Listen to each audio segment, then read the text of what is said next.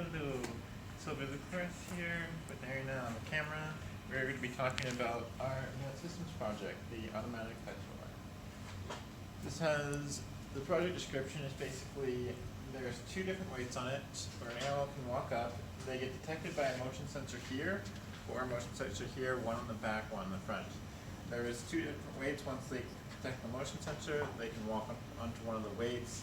If they're within a certain weight range, say 1 kilogram to 3 kilograms, 10 kilograms, whatever it might be, it will detect it. It will send the communication through wires or Bluetooth to our Mega, which will then operate the door. It has a stepper motor. It has our little nifty gear, whatever, and the door string attached that will lift up and lift down accordingly. So, also some other small sensors will happen when the door lifts, like you have an LED that'll turn on, you have a buzzer that makes a little bit of noise. So that has a couple different ranges. There's a load cell here. These are the load cells. They're what we use for the weight sensors. They can be controlled by implementing the weights. So if I press these buttons here, there's going to be an LCD display here that will change, and if you increase the calibration is what it's called, to increase calibration, the load cell weight here is going to decrease in sensitivity. 1 kilogram might become 0.8 kilograms, 3 kilograms might be 2.8 kilograms. So depending on the implementation, you may have to adjust the calibration because, well, if these nuts are screwed in tighter, then it's going to make a difference on the amount of weight that weight cell is currently picking up.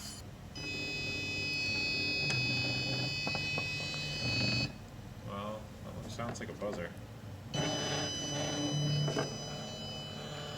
When it closes, it goes red. When it opens, it goes green. Green light again. Opening up, buzzer opening. Red light, buzzer makes a different sound. Closing.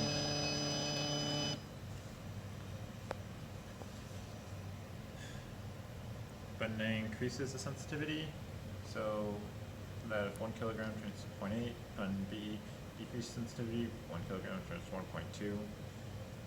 Not really sure why it's opposite like that, but it ends up being that way. Button C turns and resets the sensitivities to be default values.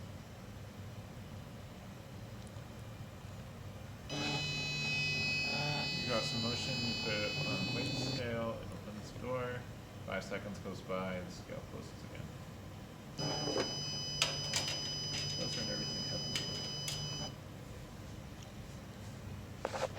And same thing on the other side.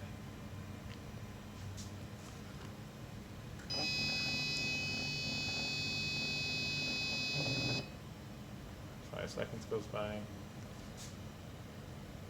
And the door closes again.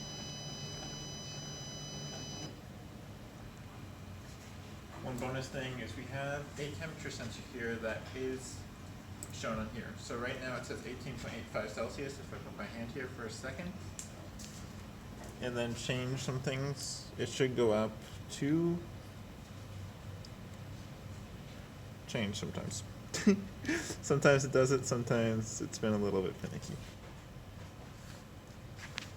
Right now it appears 18.82 Celsius there.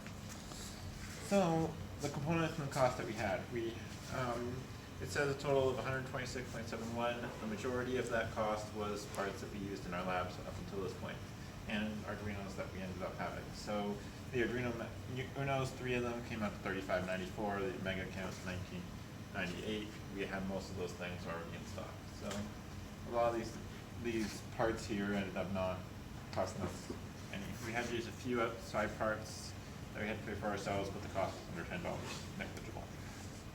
So system behavior. We have 1 Mega unit here, and then we have 3 Unos, 1, 2, and 3. 2 of the units are protected by a 3D printed case because in a system that is an outdoor system, we wanted it to be safe from animal damage. So if you had a cat that was trying to walk all over it, it wouldn't damage the Arduino itself. It might unplug a wire or two sometimes, but that's not as catastrophic as having to buy a whole new part. So we have all 3 of these are slaves. All the Unos in the system are slaves. We have a master in the So in the case of the Arduino Mega, the Mega is located here on the device. It is connected to Bluetooth. It is also connected to the temperature sensor, the keypad, and the LCD display. It communicates Bluetooth through to this Uno over here, and it is the master to both this Uno and this Uno via UART communication. It is what we, in a more practical setting, we would use this for whoever has this set up at their house to be able to monitor and adjust the overall weights and limits. So continuing on the master, it opens the door by saying data to Uno 2, closes the door by doing the same thing. 1 and 3 work with their weight sensor triggers, all that sort of stuff. Uno 1 slave.